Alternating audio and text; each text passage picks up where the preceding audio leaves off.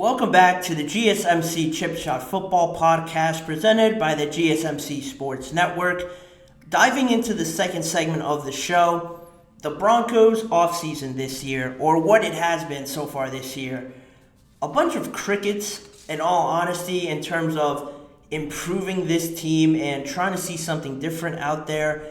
The way it ended last year, all the off-the-field comments and action shown by Sean Payton, Russell Wilson, and all of that talk about how they benched him for not renegotiating his contract and renegotiating that injury clause in his contract. It all got really messy, and it all brought it away from football and discussing football, and it just left people with a bad taste in their mouth, quite honestly.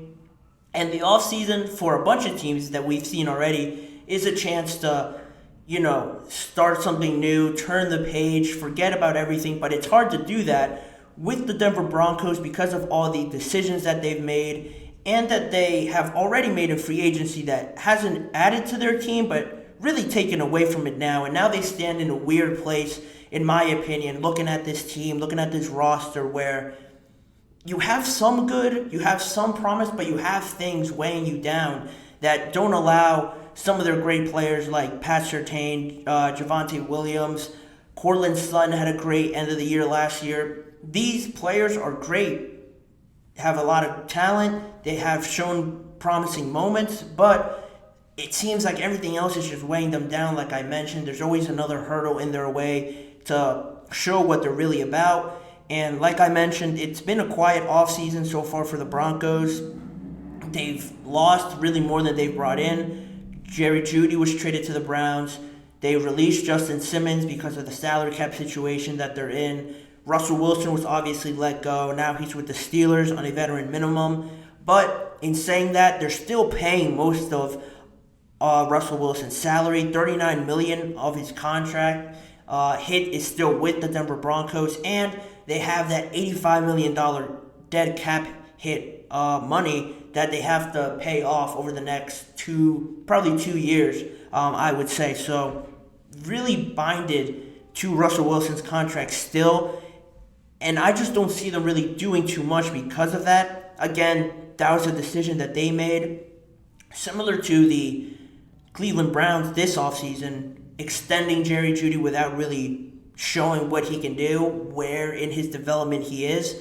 The Broncos did the same thing with Russell Wilson, extended him before the season to a crazy contract, and it all really blew up in their face. Now they're paying the repercussions of that, and it's hard to add any players when they have all of this other responsibility to pay off this dead money. But they have been able to add Brandon Jones, the defensive back, Malcolm Roach on the defensive line, Cody Barton as a linebacker.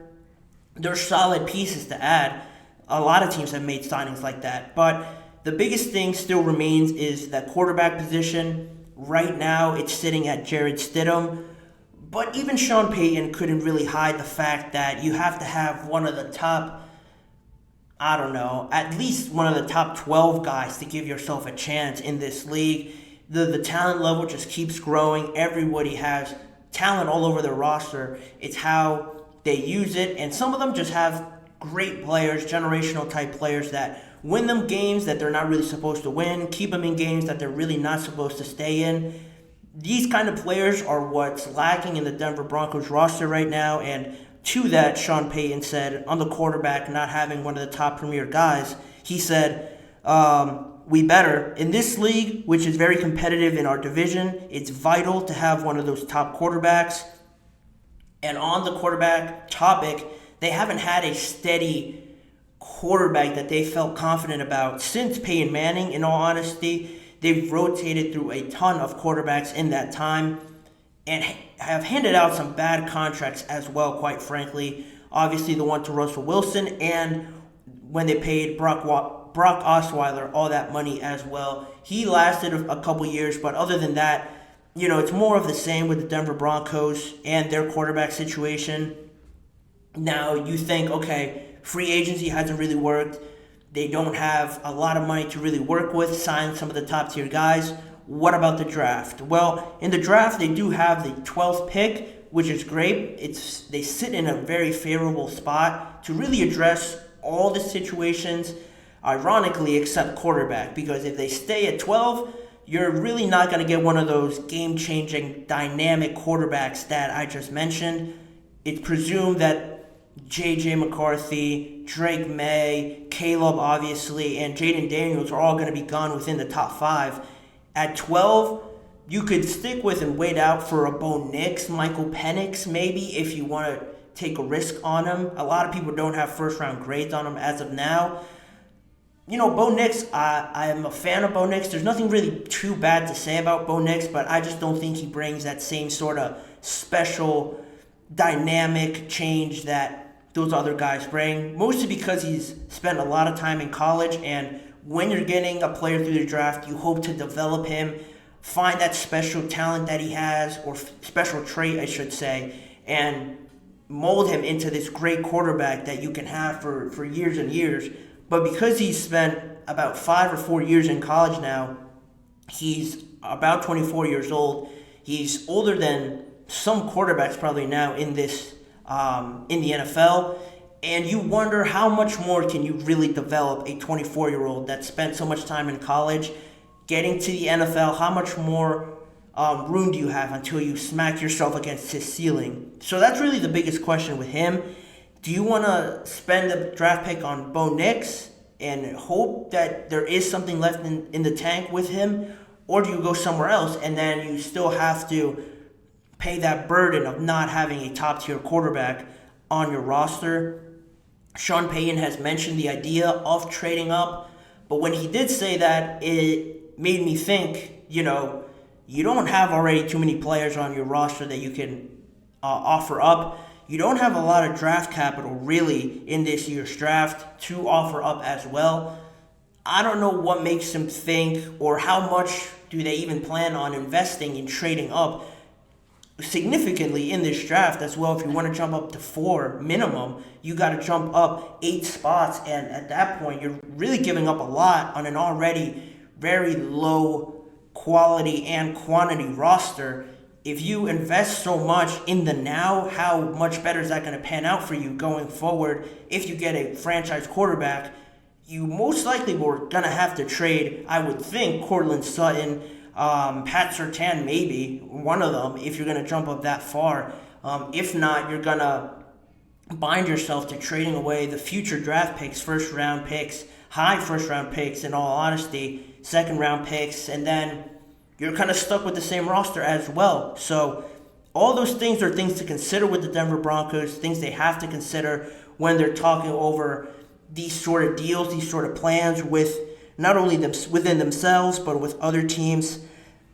In all honesty, I'll say it again, it seems to be the safest, most boring answer, maybe for most people, but trading down at this point doesn't seem like the worst idea for the Denver Broncos. I know their fans, and I know people around the league just want to see them competitive, successful, because of all of the time that they've invested in Russell Wilson, paying him all that money, not to mention all the money they're paying Sean Payton as well to coach their team and bring him in back into the NFL. That was a huge decision that's not really working out for them because their team is worse now still. All of that has to be taken into consideration, and I just think, at times, the NFL is harsh enough, very humbling at times, that it makes you, I just think that they have to swallow their pride here a little bit and not make the most popular decision, but make the right decision and trade back, accumulate more draft picks, a later first round draft pick. Maybe you'll get something in the second round, maybe something in the third for that pick. They don't have a second round pick this year, so by trading back, you might get a later first, but you'll finally have a second round pick, which will be beneficial, because at this point, it's not one player that's really good is not going to substitute for all the missing pieces that you have on your roster, which is always the biggest point in trading back. Does that mean Sean Payton won't be there to see this sort of turnaround? He won't be there to draft the next franchise quarterback? It could end up like that. Most likely it will, because with the amount of money that they're paying him and not seeing results, the coach is usually the first one to go. And if they don't have a quarterback or someone that they don't see to blame, he'll be the first one to go. And then you could really restart this whole thing with all this dead money, hopefully out of the books by next year, most likely 2 years. You'll have more draft capital. You won't invest too much of your future in this year's draft, even if you're feeling pressured to do so and find results, and get everybody to stop talking about how bad of a contract you gave to Russell Wilson.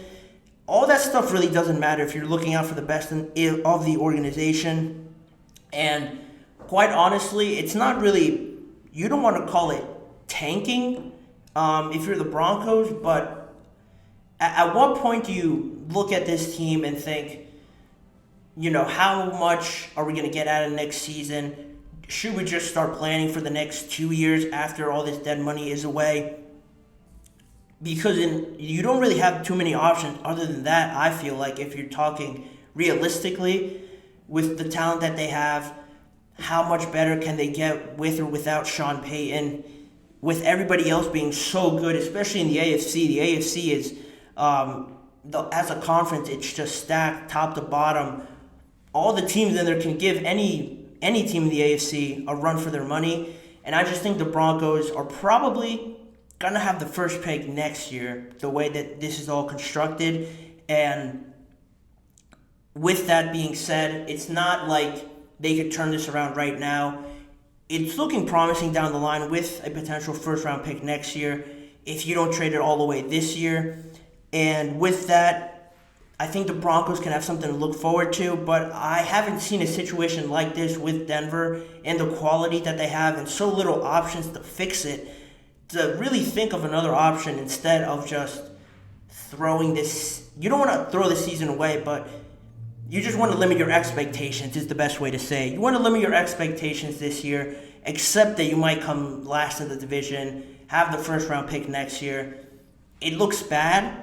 It's going to get worse before it gets better, but at least you'll have options down the line. There will be a light at the end of the tunnel if they take this path, because of how quiet this offseason is and how now they're paying for all the decisions that they've made. It's turned out like this. You hate to see a team be so bad when all the other teams are starting to really get better. Even the Carolina Panthers have gotten better with the additions to their O-line. Bryce Young is still there with potential. With new coach Dave Canales coming in, they feel really good about unlocking that potential.